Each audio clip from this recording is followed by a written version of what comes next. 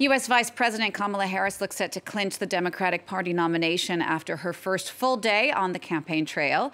She now has enough support from Democratic delegates to be officially named the nominee to replace Joe Biden, who dropped out of the race on Sunday. Karis Garland takes a look. In just one day, support for Kamala Harris snowballed. After endorsements from Democratic heavyweights, Harris now has the backing of enough delegates to clinch her party's presidential nomination.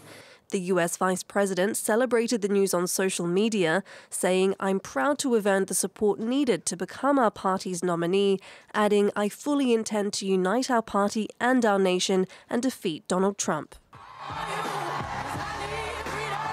The news came after Harris addressed campaign workers in Delaware, the former prosecutor offering them a sense of how she plans to take on her Republican opponent. I took on perpetrators of all kinds. Predators who abused women. Fraudsters who ripped off consumers. Cheaters who broke the rules for their own gain. So hear me when I say, I know Donald Trump's type. There'd been speculation on whether anyone would challenge Harris for the presidential nomination, but on her first full day of campaigning, no one stepped forward. Her major potential rivals instead rallying around her, including governors Gavin Newsom, Josh Shapiro, and Gretchen Whitmer. And Harris isn't just earning endorsements, but also money. With large and small donations, her campaign raised a staggering $81 million in 24 hours, a record-breaking sum. Another sign of the reinvigoration of a Democratic presidential campaign that until now was in crisis. Meanwhile, Republican vice presidential nominee J.D. Vance used his first solo campaign rallies Monday to slam Kamala Harris. Here's more of what he had to say. Now, history will remember Joe Biden as not just a quitter, which he is, but one of the worst presidents in the United States of America. But my friends, Kamala Harris is a million times worse, and everybody knows it.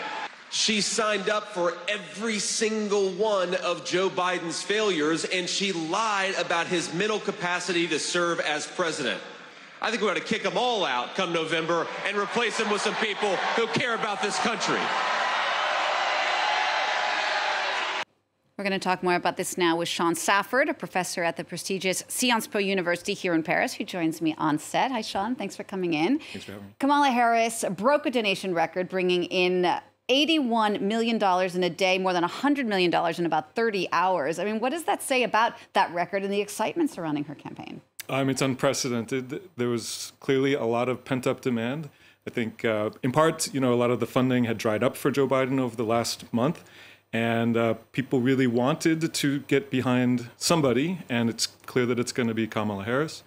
That amount of money is really remarkable. Joe Biden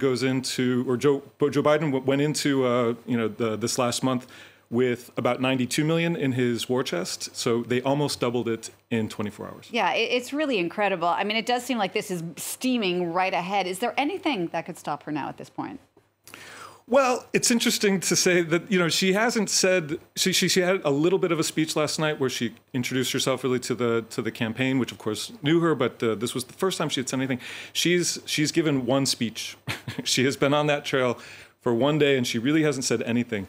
Could Kamala Harris stumble in the next week or two? Of course she could, right? She is under a huge amount of pressure. She will be observed with the same fine-tooth comb that people have been observing Joe Biden with for the last month. There is that little period of time between now and the convention to make a change. I can't imagine that she's going to mess up her opportunity, but certainly it's possible. And she has had a lot of really key Democratic endorsements. I mean, former President Bill Clinton, former Secretary of State Hillary Clinton, but not yet Barack Obama. What might be holding him back? A lot of people, I would say myself included, felt that Kamala Harris would benefit from some kind of a contest, some kind of a challenge, an obstacle to overcome, somebody to vanquish, right? So I think she would have come out of the convention even stronger if she had been able to, use this time between now and the end of the convention as a show of strength, right, within the party.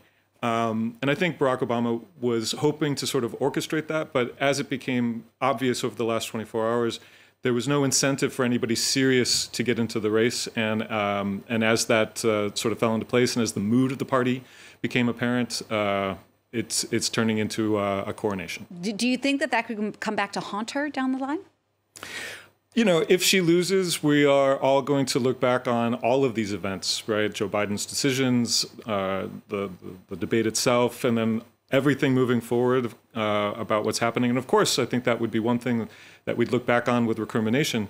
If she succeeds, then it will be seen as exactly the right thing to do. So one of the key next steps in all of this process is her going to pick someone for vice president. Talk us through who the big names in the running are there, or what type of person would be ideal for her at this point. It seems that there are the options really are coming down to two different kinds of governor and Mark Kelly, who's a senator from Arizona. The two options are really to pick somebody from a quote unquote purple state, right? A swing state. So that would be Michigan, Pennsylvania, maybe Ohio, but really Michigan or Pennsylvania at this point. Or else a Democratic governor in an otherwise red state, somebody who's figured out how to speak to that middle group of voters who this election is going to come down to. And so Josh Shapiro from Pennsylvania is a name that is put out there quite a bit. Pennsylvania is absolutely required if they're going to win. But he's also, just a very strong candidate. He balances her out in some ways. She's not known as an excellent public speaker, and he absolutely is. Mm-hmm. Then you have people like the governor of Kentucky, Beshear, and Cooper in North Carolina. These are states that are more or less Republican, but they have figured out how to win in those states, and so they want those kinds of people. And then you have Mark Kelly, who is a former astronaut, the husband of Gabby Giffords, who was a victim of political violence, and seen as an American hero in Arizona, a state that they could also flip and that would be necessary to win. So this Tuesday, she'll be in the battleground state of Wisconsin for her first campaign rally. Wisconsin, of course, is where the Republican National Convention was. What are her biggest challenges going into there and all the swing states? And I guess the real question is can she win them? She came out last night with her first, her first statement. And, she had two major things to say. The first was, I am Kamala Harris. Here's who I am. I'm going to contrast myself with Donald Trump. And she had a very strong, very pithy statement. I've prosecuted people committed crimes. I've prosecuted universities, who frauded people for money, for profit. And I recognize, the challenge. And so she really made that very personal, right, against Donald Trump. And then she had another part to that speech, which was about her vision for the future and her policy vision. It was a little less clear, right? And so she's really going to have to hone her message really for specifically those states, those, post-industrial states that Donald Trump has really been yanking at to get them into the Republican column. And she needs to craft an economic vision, maybe a foreign policy vision that speaks to those voters. All right, Sean, thank you so much for that. Sean Stafford coming in to see us here from Sciences Po University. Thank you.